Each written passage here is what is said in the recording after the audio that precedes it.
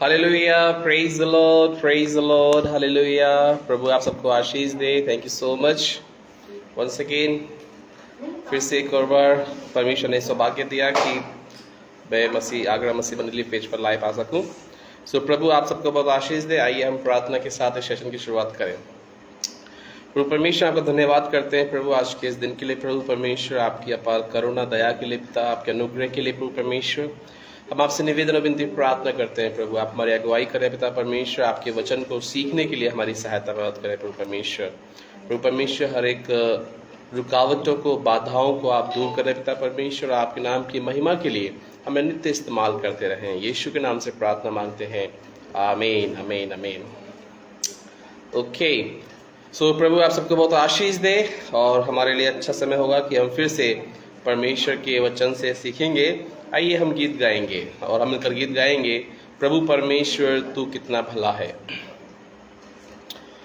प्रभु परमेश्वर तू कितना भला है, तेरी भलाई सदा की है। प्रभु परमेश्वर तू कितना भला है, तेरी भलाई सदा की है।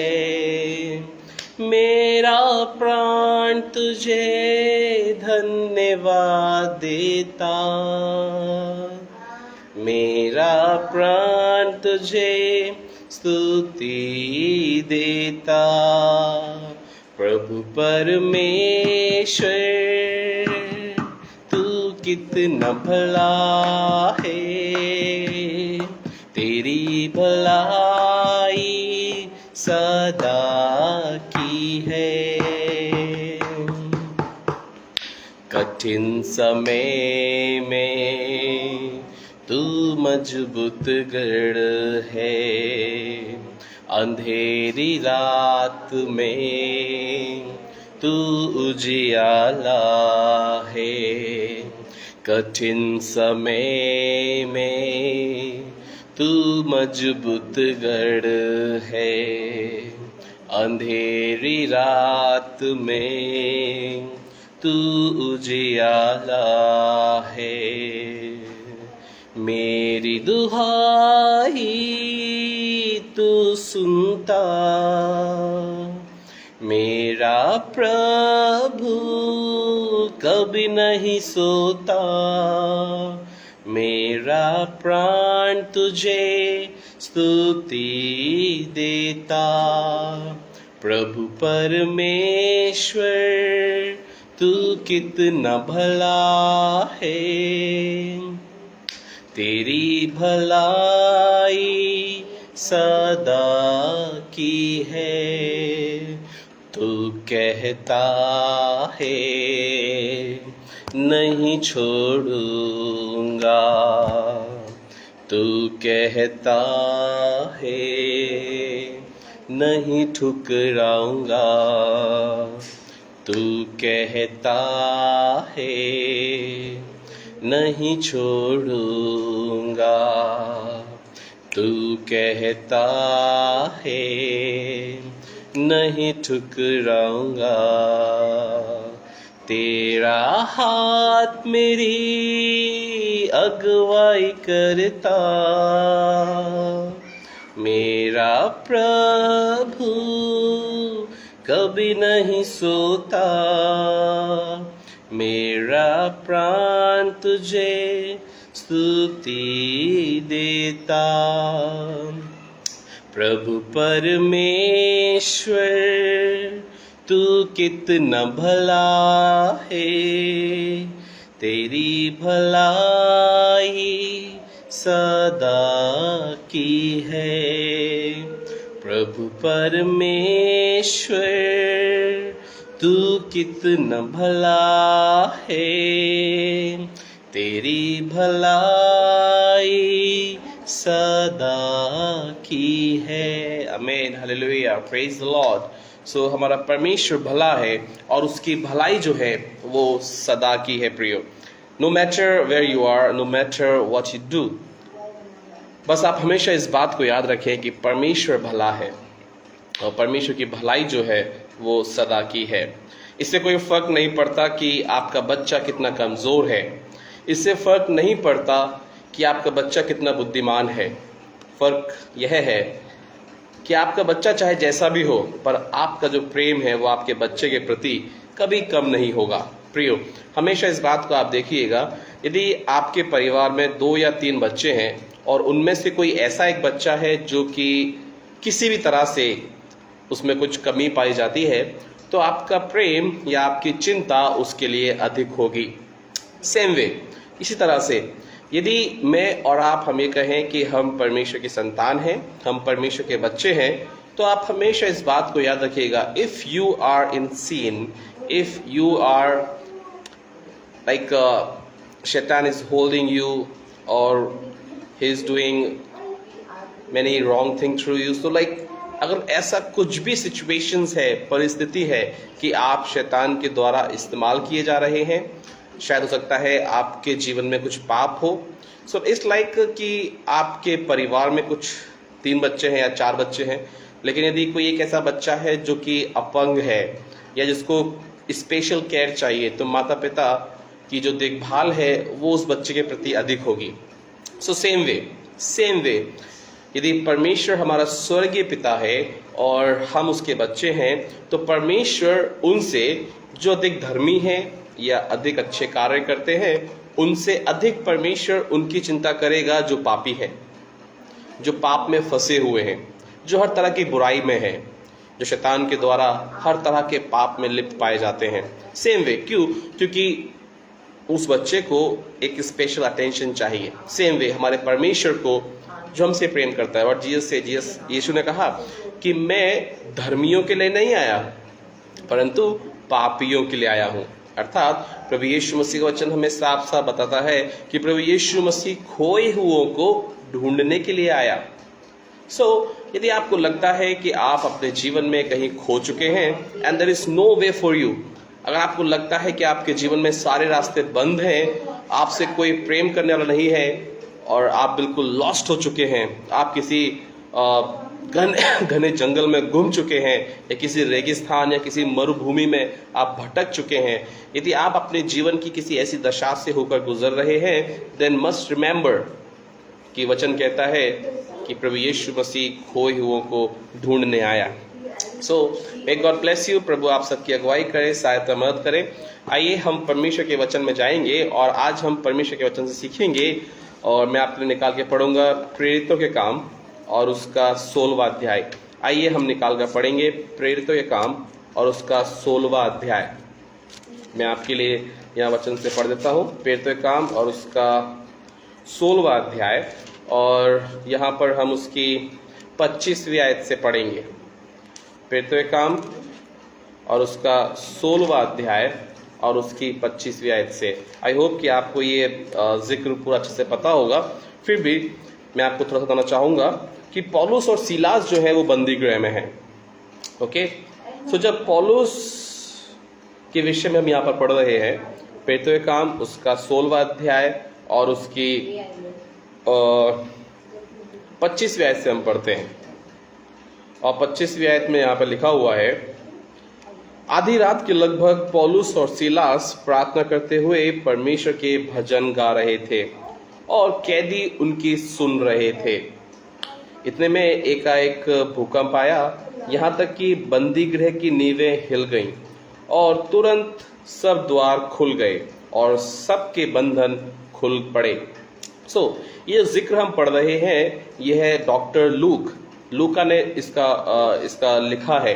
ये जो प्रेरितों के काम है, ये हिस्ट्री है जिसको कि हम चर्च की हिस्ट्री कह सकते हैं। और प्रेरितों के काम की जो पुस्तक है वो ओल्ड न्यू टेस्टमेंट के अंदर द बुक ऑफ हिस्ट्री के रूप में जानी जाती है। और इसके जो लेखक हैं वो है लूका ने ही लूका रचित सुसमाचार लिखा है, और लूका ने ही इस प्रेरितों के काम को लिखा है। और यदि आप प्रेरितों के काम की पुस्तक उसके पहले अध्याय को पढ़ेंगे तो आप पाएंगे कि यह लूका ने किसके लिए लिखा। प्रेरितों के काम की पुस्तक उसका पहला अध्याय, और मैं आपको जस्ट एक्सप्लेनेशन दे रहा हूं कि यह किसके लिए लिखा गया था। हे थियोफिलुस, मैंने पहली पुस्तिका उन सब बातों के विषय में लिखी जो यीशु आरंभ से करता और सिखाता रहा। ये जो पुस्तक है, अर्थात यह जो इतिहास की पुस्तक है, प्रेरितों की पुस्तक, यह थियोफिलुस को लिखी गई थी। ओके, तो लूका जो है वो थियोफिलुस को लिख रहे हैं और वो क्या कह रहे हैं, मैंने पहली पुस्तक उन सब बातों के विषय में लिखी जो यीशु आरंभ से करता और सिखाता आया। अर्थात जैसा कि हम जानते हैं न्यू टेस्टमेंट के अंदर 4 सुसमाचार पाए जाते हैं। So the simple meaning of सुसमाचार is the life of Jesus Christ. प्रभु यीशु मसीह की जीवनी को हम सुसमाचार कहेंगे। ठीक है, और यदि हम देखें तो आप पाएंगे कि सुसमाचार जो है उस समय, आज से 2000 साल पहले जब प्रभु यीशु मसीह इस पृथ्वी पर थे, इज़राइल देश के अंदर, यरूशलेम के अंदर, और जब यरूशलेम के अंदर हम पाते हैं कि प्रभु यीशु मसीह का जन्म बैतलहम में हुआ, तो आज से 2000 साल पहले जब प्रभु यीशु मसीह इस पृथ्वी पर चलते फिरते थे, तो प्रभु यीशु मसीह की जीवनी को कई लोगों ने लिखा। उदाहरण के लिए मैं आपसे कहूं कि आज के समय में महात्मा गांधी जी की जीवनी ले लीजिए, तो महात्मा गांधी जी की जीवनी को अलग अलग एंगल से अलग अलग लोगों ने लिखा। ठीक ऐसे ही हम कहेंगे कि प्रभु यीशु मसीह की जीवनी को अलग अलग लोगों ने लिखा, और करीबन माना जाता है कि 39 गॉस्पल, 39 सुसमाचार हैं जो अलग अलग लोगों ने लिखे। लेकिन नए नियम के अंदर सिर्फ 4 सुसमाचार पाए जाते हैं। मत्ती रचित सुसमाचार, मरकुस रचित सुसमाचार, लूका रचित सुसमाचार और यूहन्ना रचित सुसमाचार। यूहन्ना के से पहले जो हम देख रहे हैं कि लूका का सुसमाचार है, लूका ने पहले प्रभु यीशु मसीह की जीवनी किसको लिखी थी, थियोफिलुस को। सेकेंड टाइम अब ये यीशु मसीह की जीवनी, जिसको कि हम सुसमाचार कह रहे हैं, यीशु मसीह की जीवनी को लूका ने लिखा।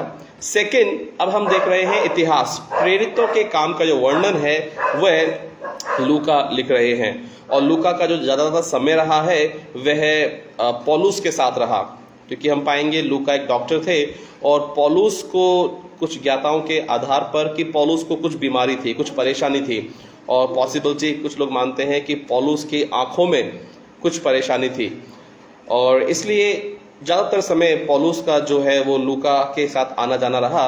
इसलिए बाइबल के ज्ञाताओं की मान्यता है कि जो बीमारी थी या जिस परेशानी से पौलुस जूझ रहा था, इसके विषय में लिखता है कि मुझे एक कांटा दिया गया है कि मैं फूल ना जाऊं, तो वह उस बीमारी के विषय में दर्शाता है। तो इसलिए जहां तक बाइबल ज्ञाताओं की मान्यता है, तो लूका जो है वो पौलुस के ज़्यादा संपर्क में रहे। ओके, तो प्रेरितों काम हम यहाँ पर स्टडी कर रहे हैं। प्रेरितों काम उसका 16वां अध्याय और उसकी 25वीं आयत को हम यहाँ पाते हैं कि पौलुस और सीलास जो है वो बंदी गृह में है। अब बंदी गृह के अंदर पौलुस और सीलास क्या कर रहे हैं?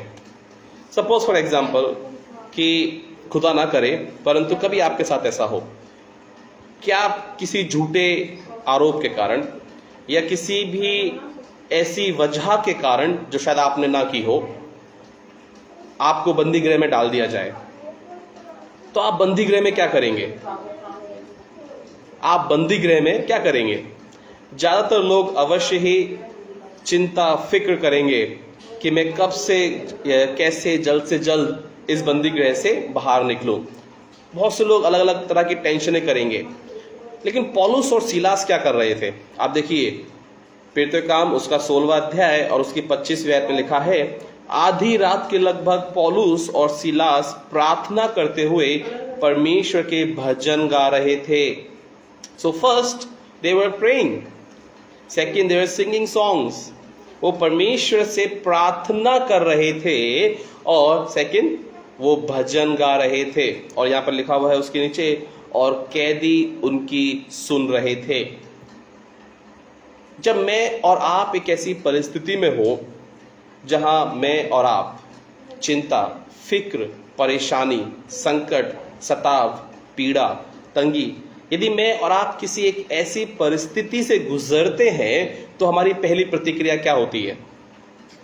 अवश्य ही हमारी पहली प्रतिक्रिया होती है कि हम लोग टेंशन करने लगते हैं, चिंताएं करने लगते हैं। और आपको पता है क्या करते हैं? चिंता या टेंशन करके हम मनुष्य दिमाग, हम हमारी सोच का इस्तेमाल करते हैं कि हम उस परेशानी से या उस संकट से किस तरह से बाहर निकलें।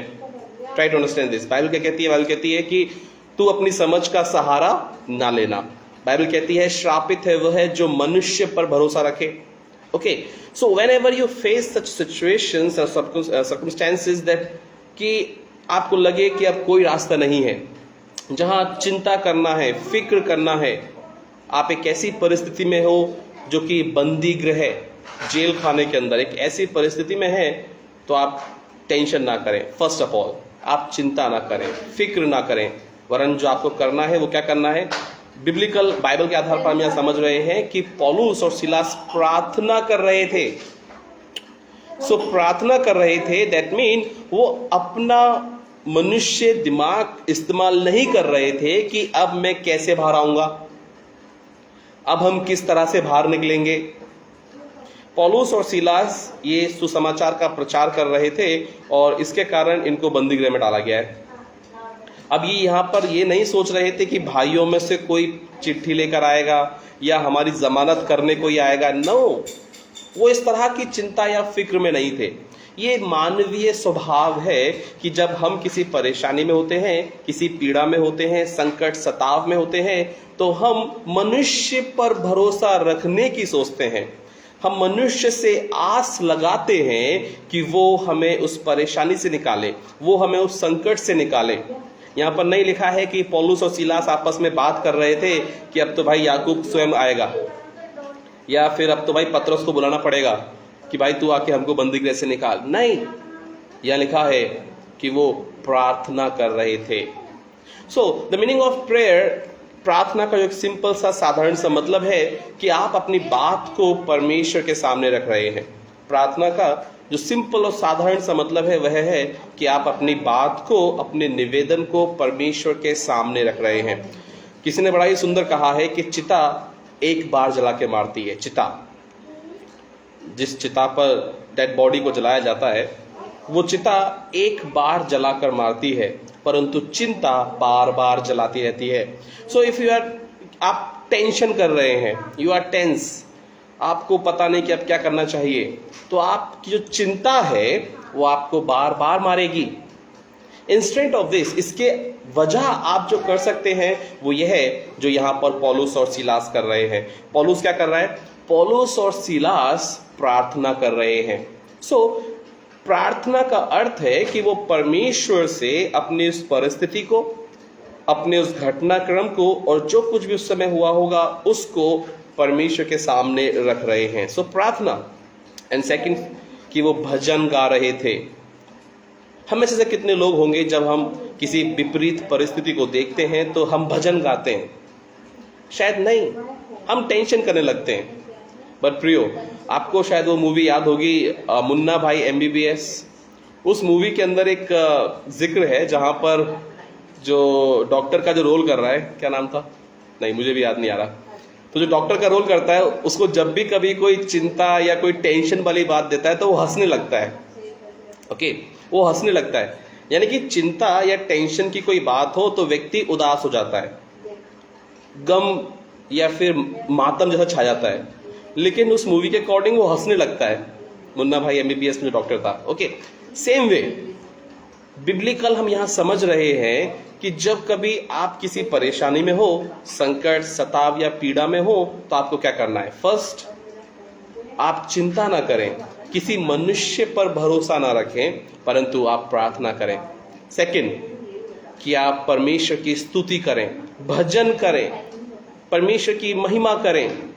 और हम यहाँ पर पढ़ते हैं 26 आयत में लिखा है, इतने में एकाएक बड़ा भूकंप आया, यहाँ तक कि बंदी गृह की नींव हिल गई और तुरंत सब द्वार खुल गए और सबके बंधन खुल पड़े।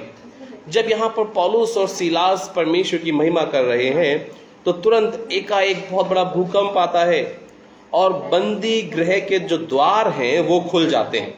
आप सोचिए, जो व्यक्ति बंदी गृह के अंदर बंद हो, अगर उसके सामने बंदी गृह के द्वार खुल जाएं तो क्या होगा?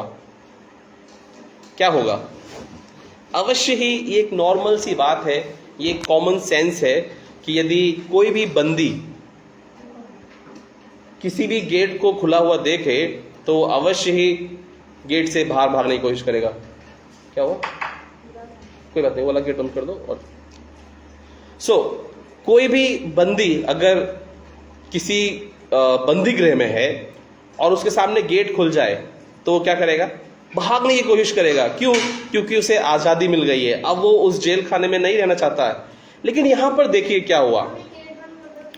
यहां पर जब पौलुस और सीलास परमेश्वर की महिमा कर रहे हैं और वो जो कैदी जो थे वो उनकी सुन रहे थे, और फिर जब भूकंप आया और बंदी गृह के द्वार खुल गए, तो मेरे अकॉर्डिंग या एक ह्यूमन टेंडेंसी, मानवीय सोच के अनुसार सबसे पहले उन कैदियों को बंदी गृह से भाग जाना चाहिए था जो उस बंदी गृह में बंद थे। एक कॉमन सेंस है।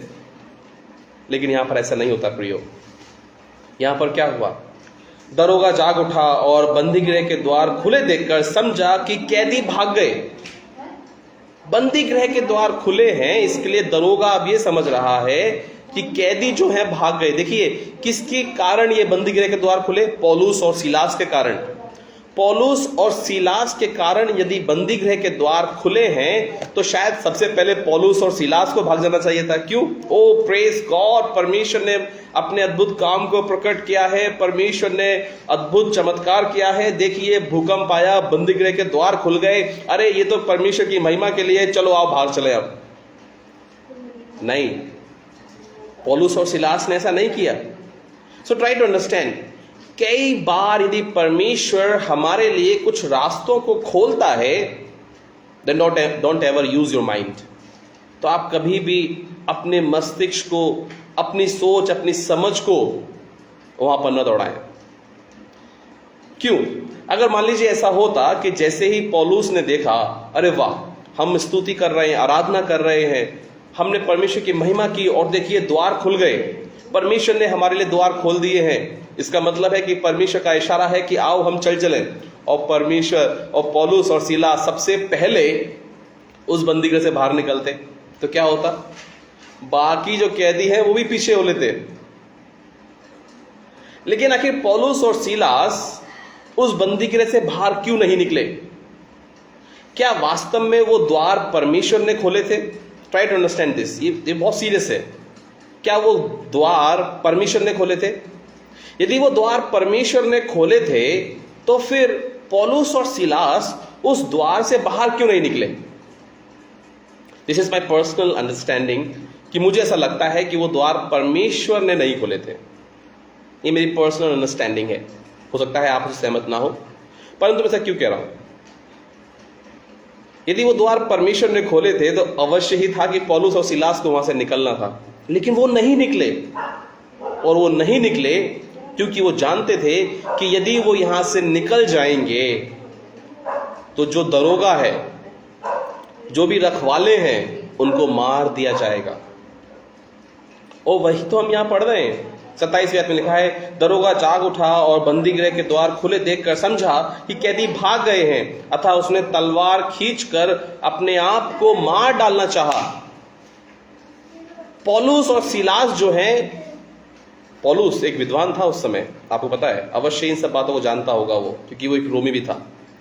पौलुस इस बात को जानता था कि अब द्वार खुल चुके हैं और यदि हम यहां से निकल जाएंगे तो हम जो कैदी हैं, हमारे यहां से निकलने के बाद जो दरोगा है और जो भी रखवाले हैं उनको मार दिया जाएगा।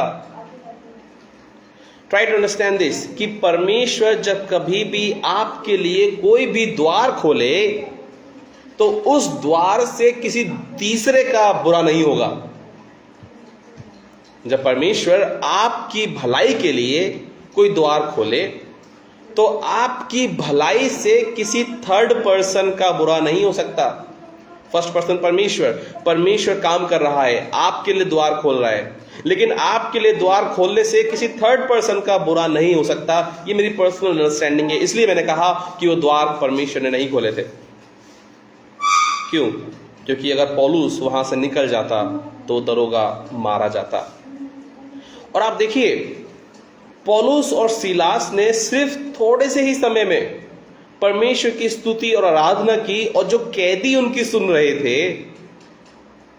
उनको तुरंत परिवर्तित हो गया।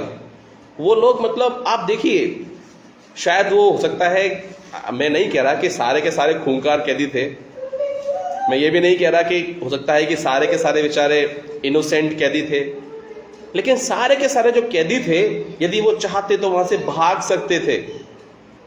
लेकिन देखिए, जब पौलुस और सीलास ने परमेश्वर की स्तुति आराधना करी तो वहां से सबसे पहले जो कार्य हुआ आप देखिए, अवश्य ही भूकंप आया, अवश्य ही परमेश्वर ने चिन्ह चमत्कार किया, द्वार खोल दिए। लेकिन मैं मानता हूं कि परमेश्वर ने जो सबसे महान चमत्कार किया वो ये है कि उन कैदियों के हृदय परिवर्तित हो गए।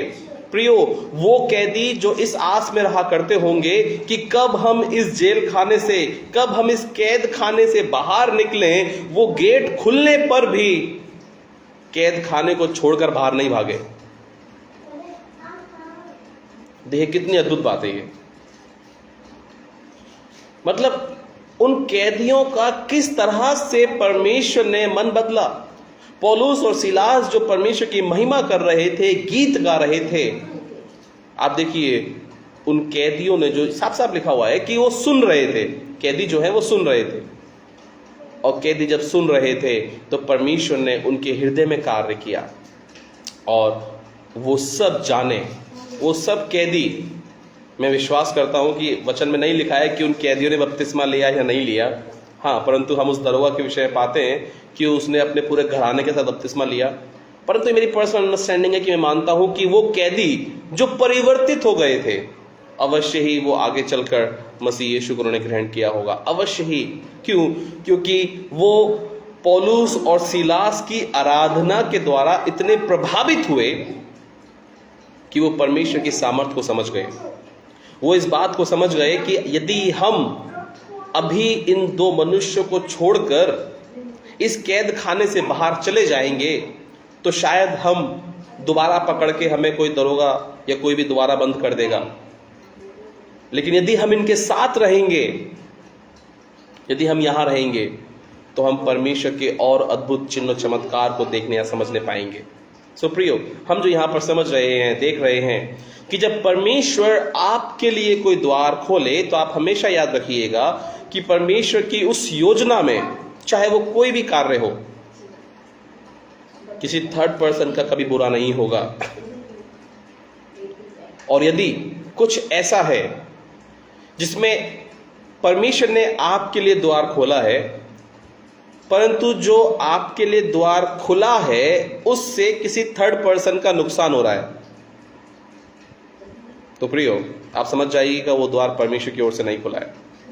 सपोज फॉर एग्जाम्पल के लिए आप एक टीचर हैं और आपको जॉब चाहिए। अब आपको जॉब चाहिए तो आप, हो सकता है कि जो कोई अच्छा स्कूल हो, उस स्कूल के अंदर आप जो भी प्रिंसिपल है उससे आपकी अच्छी पहचान हो। तो आपने प्रिंसिपल से बोला कि आई नीड जॉब, और प्रिंसिपल बोला ओके आप आ जाइए मेरे ऑफिस में। और प्रिंसिपल ने आपसे पूछा कि आप क्या पढ़ाएंगे, उदाहरण के लिए, एग्जाम्पल के लिए, और आप मान लीजिए आपने बोला कि मैं इंग्लिश पढ़ाऊंगी, ठीक है।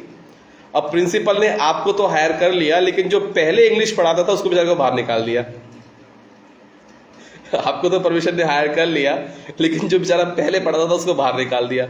सो ट्राई टू अंडरस्टैंड, जब परमेश्वर आपके लिए कोई द्वार खोले, परंतु उस योजना से, उस कार्य से किसी थर्ड पर्सन का बुरा हो, तो वो योजना, वो कार्य कभी भी परमेश्वर की ओर से नहीं होगा। इसलिए मैंने कहा कि मुझे नहीं लगता कि वो द्वार परमेश्वर की ओर से खोले गए थे। हाँ, अवश्य ही हम यहां पर ये देख सकते हैं कि यदि वो द्वार ना खोले जाते तो दरोगा जो है वो शायद परमेश्वर के कार्य को समझ ना पाता। यहां पर लिखा है कि जैसे ही दरोगा बंदीगृह के द्वार को खुला हुआ देखता है तो अपनी तलवार को खींचकर अपने आप को मारना चाहता है। 28वें आयत में लिखा है, परंतु पौलुस ने ऊंचे शब्द से पुकार के कहा, अपने आप को कुछ हानि ना पहुंचा, क्योंकि हम सब यही हैं। एक लीडर, इस पौलुस को, क्या आपको लगता है इस पौलुस को इस बंदीगृह में बंद हुए साल भर हुआ होगा? क्या आपको लगता है पौलुस को इस बंदी गृह बंद हुए 1 महीना हुआ होगा? I don't think so. आप यहाँ पर जब पढ़ेंगे तो आप पाएंगे कि जस्ट वो परमेश्वर की महिमा कर रहे थे, उनको लाके बंद किया गया और वो परमेश्वर की महिमा कर रहे थे और कैदी उनकी सुन रहे थे। लेकिन आप देखिए, परमेश्वर के लोग हमेशा हर स्थिति में, चाहे वो धर्मियों की मंडली हो या वो पापियों की मंडली हो, लीडर हमेशा मसीह लोग रहेंगे। यहाँ पर जितने भी दुष्ट लोग हैं, उन दुष्टों में देखिए, अर्थात जितने भी वहां पर कैदी थे, उन कैदियों की तरफ से वो एक स्वर में सिर्फ एक की आवाज आती है, किसकी? पौलुस की। बाकी कैदी नहीं बोलते। जो पुराने होंगे कैदी, जो शायद साल भर से वहां पर बंद होंगे, वो कैदी नहीं बोलते कि अरे भैया हम भी यहां पर हैं। नहीं, पौलुस कहता है, क्या कहता है? हम सब यहीं पर हैं। और मुझे याद है कि वर्ष 2015 में जब मैं कोटा में था, और कोटा के अंदर उस समय कोटा जो है वो बहुत ज़्यादा सुसाइड सिटी के नाम से फेमस हुआ था, क्योंकि 1 महीने के अंदर ही करीबन 22 बच्चों ने सुसाइड किया था। और जितने लोग राजस्थान के कोटा के विषय में जानते होंगे, वो जानते होंगे कि कोटा जो है वो IIT और जितने भी मेडिकल और इंजीनियरिंग के एंट्रेंस एग्ज़ाम होते हैं, उन सब के लिए एक बहुत बड़ा हब है, जहाँ पर बच्चे हर साल कई लाखों बच्चे वहाँ पढ़ने आते हैं। तो मैं इस पर अध्ययन कर रहा था सुसाइड को लेकर, और परमेश्वर ने मुझे एक रास्ता बताया कि किस तरह से हम सुसाइड को रोक सकते हैं। और मैंने उसको एक, जो परमेश्वर ने मुझे बताया, उसको मैंने बाकायदा एक नोट्स में बनाया कि किस तरह से हम सुसाइड को रोक सकते हैं। तो ख़ासतौर से मेरा जो पॉइंट ऑफ व्यू था वो था फैन से हैंगिंग जो लोग करते हैं, उसको रोकने का।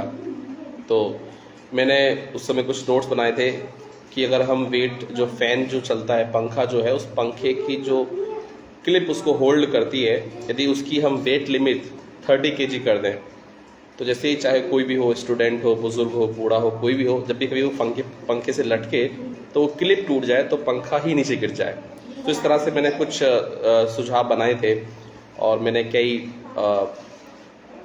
अन्य अन्य जगहों पर भेजे, जिसमें से कि DGPs और मुख्यमंत्री, उन लोगों को भेजा। सो बिहार DGP ऑफिस से मुझे कॉल भी आया था कि we are interested in your project, आप किस तरह से इसको अप्लाई करना चाहते हैं। और फिर मैंने वो सारे जो भी मेरी प्लानिंग्स थी, मैंने उसको शेयर किया था और कई जगह भेजा था। इसके लिए इट्स नॉट लाइक कि मैंने उसको होल्ड करके रखा, फिर बाद में मुझे मालूम चला कि किसी ने इस तरह से इसको अप्लाई कर दिया। सो कोई बात नहीं, प्रभु का काम, प्रभु ने जो मुझे योजना दी, मैंने उसको शेयर किया, और मुझे लगता है कि शायद आज मार्केट में ऐसे पंखे हैं जो हैंगिंग है। ओके, सो उस समय मैंने फेसबुक पर एक पेज बनाया था, don't kill yourself, we all are here. English में जो है, इंग्लिश में यदि आप पढ़ेंगे इसका वर्जन, तो पौलुस कहता है कि तू अपने आप को नाश ना कर, क्योंकि हम सब यहाँ पर हैं। मैंने जो Indian association for suicide prevention, इस तरह से एक सोशल सुसाइड को रोकने के लिए बनाया था, और एक बिब्लिकल सुसाइड प्रिवेंशन। तो बिब्लिकल सुसाइड प्रिवेंशन का जो मैंने एक पेज बनाया था फेसबुक पर, उसमें मैंने बिब्लिकल ये आयत दी थी, don't kill yourself, we all are here. Don't kill yourself, we all are here. तो अपने आप को नाश ना कर, हम सब यहाँ पर हैं। सो इसके क्या मतलब है? इंडिविजुअली भी यदि कोई लगता है आपको कि कोई परेशान है, हताश है, निराश है, तो आप उससे कह सकते हैं don't kill yourself, we all are here. अपने आप को नाश ना करो, हम सब यहाँ पर हैं। तो ये जो मेरी थी मुख्य आयत थी, जिसमें मैंने लिखा था कि पौलुस ऊंचे शब्द से पुकार कर कहता है कि अपने आप को नाश ना कर, हानि ना पहुंचा, क्योंकि हम सब यहीं पर हैं।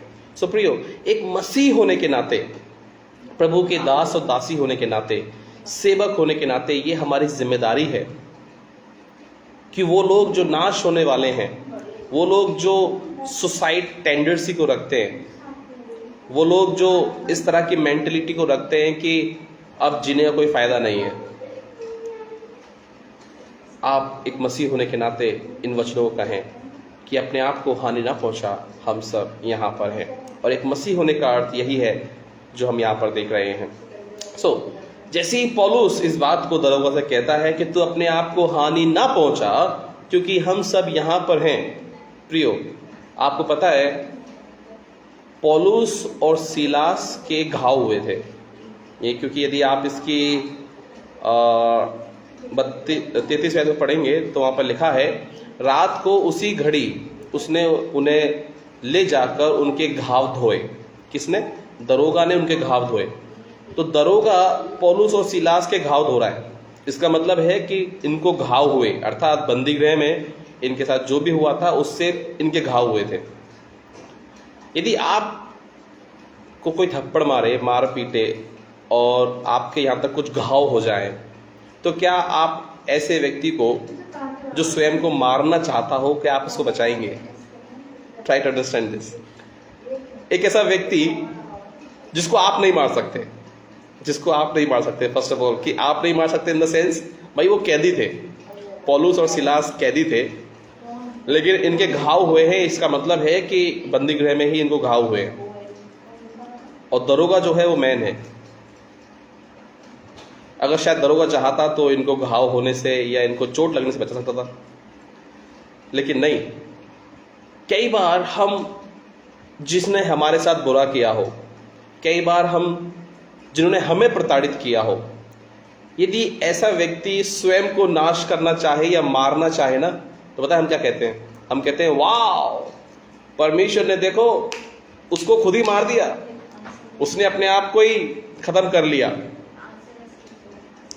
लेकिन एक सच्चा सेवक कभी ऐसा नहीं कहेगा। एक परमेश्वर सच्चा दास कभी ऐसा नहीं कहेगा। यदि किसी ने आपको कभी सताया हो, कभी प्रताड़ित किया हो, कभी आपको ताड़ना दी हो, कभी आपके लिए बुरा भला कहा हो, कभी आपको कोसा हो, आपको गालियां दी हो, आपके लिए अपशब्द कहे हो, और यदि आपने उसके बारे में कुछ गलत समाचार सुना, और यदि आप मन में खुश हो रहे हैं, must remember you are not on the right path. याद रखिएगा कि आप सही रास्ते पर नहीं हैं। परंतु यदि उस व्यक्ति को याद करके आप दुखी हैं, पौलुस की तरह आप ये कह रहे हैं कि अरे उसके साथ गलत हुआ, जबकि उसने आपके साथ बेशक गलत किया, लेकिन यदि आपने उसके विषय में कुछ गलत समाचार सुना तो आप कह रहे हैं कि उसके साथ गलत हुआ, तो इसका मतलब है कि आप पौलुस जो यहाँ पर कर रहा है उसको समझ पा रहे होंगे। पौलुस उस दरोगा से कहता है कि तू अपने आप को नाश ना कर, हम सब यहीं पर हैं। आगे पढ़ेंगे, उसकी 29वीं आयत में लिखा है, तब वह दिया मंगवाकर भीतर लपका और कांपता हुआ पौलुस सीलास के आगे गिरा। देखिए यहां पर जो दरोगा है ये दिया मंगाकर लपका है, इसका मतलब है कि और भी लोग होंगे, इसका मतलब है कि और भी लोग उसके आसपास थे, लेकिन वो स्वयं अंदर गया है, और यहां पर लिखा हुआ है कि उसके पैरों पर गिरा। प्रियो, यदि मैं और आप परमेश्वर की इच्छा अनुसार, परमेश्वर की योजना अनुसार, परमेश्वर की भय भक्ति में आगे बढ़ेंगे, सिचुएशंस चाहे जैसी भी हो। प्रियो, पौलुस ने अपने अधिकतर लेटर्स जो है वो जेल खाने से लिखे, और कहता है कि मसीह में सदा आनंदित रहो। मैं फिर कहता हूं, आनंदित रहो। पौलुस यहां पर बंदी गृह में है, और बंदी गृह में क्यों है? क्योंकि वो सुसमाचार का प्रचार कर रहा है, मसीह यीशु के बारे में लोगों को बता रहा है, और जिसके कारण यहूदियों ने ढा से पौलुस को बंदी गृह में डलवा दिया है। और बंदी गृह में रहकर पौलुस परमेश्वर की महिमा कर रहा है, परमेश्वर की स्तुति कर रहा है। यदि आपका जीवन और मेरा जीवन एक ऐसा जीवन है जहां पर हम अपनी विपरीत परिस्थितियों में, अपनी संकट, सताव, कलेश, तंगी, महामारी, हर तरह की परेशानी जब भी हमारे जीवनों में आए, ऐसी परिस्थितियों में यदि मैं और आप परमेश्वर की स्तुति करते हैं, परमेश्वर की महिमा करते हैं, तो ट्राई टू अंडरस्टैंड दिस। जिन व्यक्तियों ने आपके साथ बुरा किया होगा ना, वो आपके पैरों में आके गिर जाएंगे। जिन लोगों ने आपके साथ गलत किया होगा वो आपके पैरों में गिर जाएंगे। कब?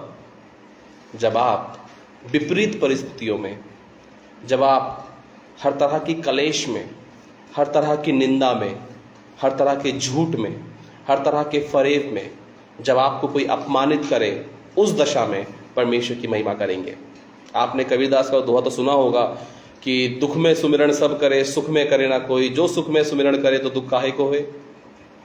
प्रियो, दुख में तो परमेश्वर को याद करना कि हे परमेश्वर अब तू कहाँ है, हेल्प मी।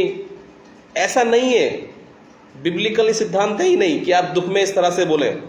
दोहा अपनी जगह होगा कि हाँ दुख में सुमिरन सब करें, लेकिन आपको इस दोहे से ऊपर उठ के आना पड़ेगा।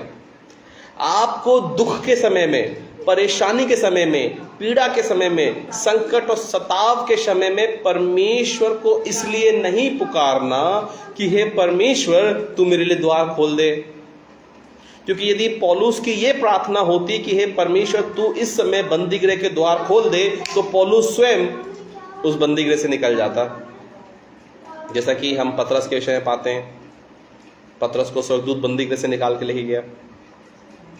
लेकिन यहां पर पौलुस जो है, जब परमेश्वर से बंदी गृह के अंदर निवेदन कर रहा है, प्रार्थना कर रहा है, स्तुति कर रहा है, तो वो इसलिए नहीं कर रहा कि मुझे इस बंदी गृह से बाहर निकाल।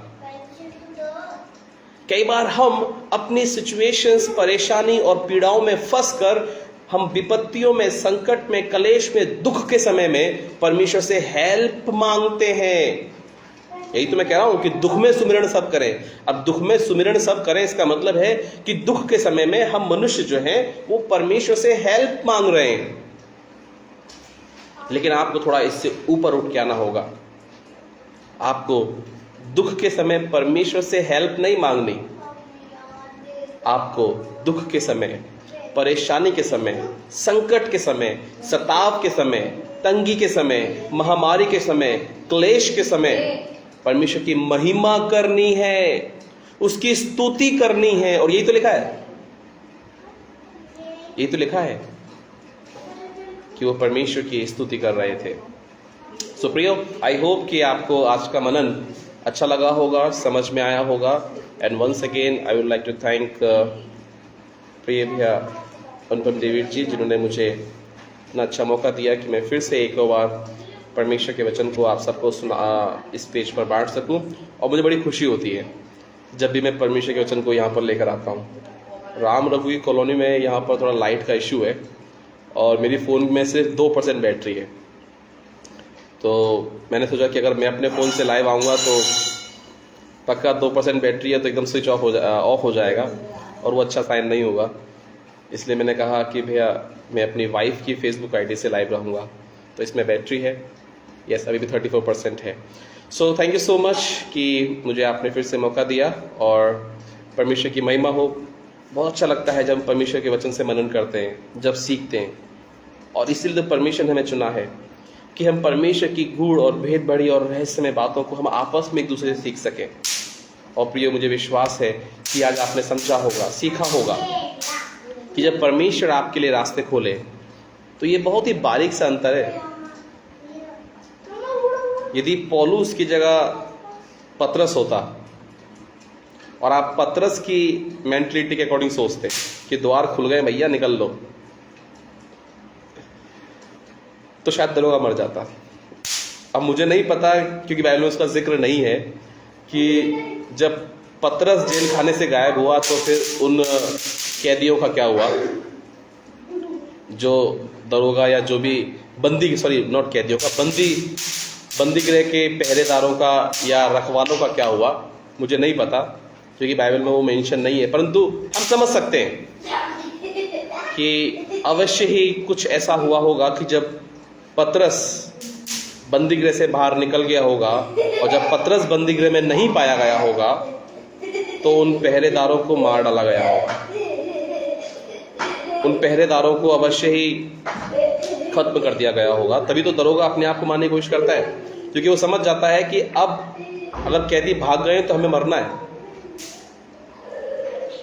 क्योंकि अगर आप प्रत्येक काम इसमें आगे पढ़ेंगे तो आप इस बात को समझने पाएंगे, किसी भी हालात में कोई भी कैदी कभी बचकर भागना नहीं चाहिए। जब पौलुस समुद्र की यात्रा में, आपको पता होगा, जब जहाज टूट जाता है उस समय भाग निकलने के लिए सब जाता है, सब वो कहता है कप्तान की सब लोग किनारे तक पहुंचो। तो उसके अकॉर्डिंग हम पाते हैं कि इस तरह का कुछ नियम था उस समय कि कोई भी कैदी बचकर भागना नहीं चाहिए। अगर कुछ ऐसी परिस्थिति है कि कोई कैदी बचकर भाग जाए, जैसे समुद्र की जहाज टूटने वगैरह था, तो उस समय कैदी को मार डाला, उनको कत्लेआम कर दिया जाता था, लेकिन कोई बच के भागना नहीं चाहिए। सो आई होप कि आपको मनन अच्छा लगा होगा और परमेश्वर आपको बहुत आशीष दे। Thank you so much. आइए हम प्रार्थना करें। बाबू दुआ करें बेटा। आइए हम प्रार्थना करें, सो क्लोज करें। प्रभु यीशु नासरी, आपका धन्यवाद सुंदर वचन के लिए पिता परमेश्वर। पिता परमेश्वर, हम विश्वास करते हैं कि आपका ये कलाम हमारे लिए है। आपके वचन में जो कुछ भी लिखा है वो हमारे लाभ के लिए लिखा है, हमारी उन्नति के लिए लिखा है, हमारी आत्मिक बढ़ोतरी के लिए लिखा है। प्रभु यीशु मसीह, आप हमारी अगुवाई करें कि वो लोग जो नाश होने जा रहे हैं, वो लोग जो जानबूझ के नाश हो रहे हैं, वो लोग जो सुसाइडल टेंडेंसी को अपने माइंड में रखते हैं, हम उनसे ये कह सकें कि don't kill yourself, we all are here. हे प्रभु यीशु मसीह, ऐसा होने दें कि वो लोग प्रभु परमेश्वर जो आपको नहीं जानते, जो उस विनाश के मार्ग पर जा रहे हैं, हम उन्हें सुसमाचार सुनाएं और उन्हें मोड़ कर आपके पास ले आएं। प्रभु यीशु मसीह, पौलुस और सीलास ने कोई लंबा चौड़ा प्रचार उस कैद खाने के अंदर नहीं किया, परंतु फिर भी प्रभु उन कैदियों के हृदय को उसने बदल दिया। पिता परमेश्वर, चाहे थोड़े में चाहे बहुत में, पर ऐसा होने दे कि हम जब भी कभी जहां भी प्रभु आपके वचन को सुनाएं, बहुत सी आत्माएं आपको जाने, बहुत सी जानें बचने पाए पिता परमेश्वर। बहुत से लोग आपके वचन को सीखने पाए प्रभु परमेश्वर। बहुत से लोग ये जानने पाए कि वास्तव में प्रभु यीशु मसीह उद्धार करता है। प्रभु यीशु नासरी, हमारी विपरीत परिस्थितियों में, जब हम दुख में हो, जब हम कलेश में हो, जब हमारे जीवन में निंदाएं हो, चिंताएं और फिक्र हो, तो प्रभु परमेश्वर होने दे कि हम आपसे प्रार्थना करने वाले बने। प्रभु परमेश्वर होने दे कि हम आपकी महिमा करने वाले बने। एक ऐसा जीवन, एक ऐसा चरित्र आप हमें से प्रत्येक होते पिता परमेश्वर। जो भी आज फेसबुक पर इस वीडियो को देख रहे हैं पिता परमेश्वर, उन सबको आप बहुत आयत की आशीष दें। आने वाले समय में जो लोग भी पिता परमेश्वर आपकी सेवकाई के लिए इस पेज पर आते हैं, आप उनके द्वारा पिता परमेश्वर बहुत सी जानों तक अपने वचन को सुनाएं, पहुंचाएं पिता परमेश्वर। इस पेज के होस्ट और तमाम वह लोग पिता परमेश्वर जो इसके पीछे कार्य करते हैं, उन सबको हम आपके हाथों में सौंपते हैं। आगरा मसीह मंडली को, विशेषकर अनुपम भैया की प्रिय पत्नी, बच्चों को, सबको आपके हाथों में सौंपते हैं पिता परमेश्वर। आपकी महिमा नित्य दिनों दिन ऐसी बढ़ती चली जाए पिता परमेश्वर, और जो लोग आपको नहीं जानते उन तक आपका कलाम पहुंचने पाए। प्रार्थना सुनने का धन्यवाद। यीशु के नाम से प्रार्थना मांग लेते हैं। आमीन, आमीन, आमीन, आमीन। Praise God. परमेश्वर आपको आशीष दे। अब क्या कर रहा है बेटा? मत कर, वो लाइट नीचे आ जाएगी।